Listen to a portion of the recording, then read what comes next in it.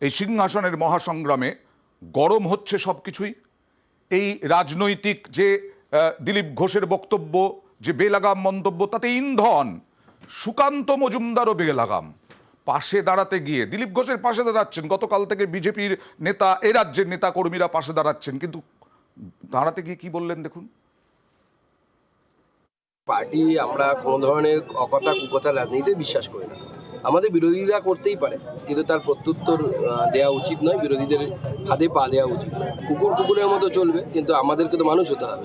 আমাদের বিরোধীরা প্রধানমন্ত্রীকে কিম্বুত কিমাকার, হদল কুতকুত, স্বরাষ্ট্রমন্ত্রীকে এসব বলতেই পারে না, আমাদের বিরোধীরা বলতে পারে, আমরা তো তাদের মতো নিচু হতে পারি। মাঝখানে কোন কোন শব্দগুলো বললেন আপনারা শুনলেন, সেগুলো আমরা বলতে পারি না। শান্তনু সেন আক্রমণ করলেন, আবার বললেন যে এগুলো তো আচরণবিধি ভঙ্গ, কিন্তু তা সত্ত্বেও বেলাগাম। কি বললেন দেখুন।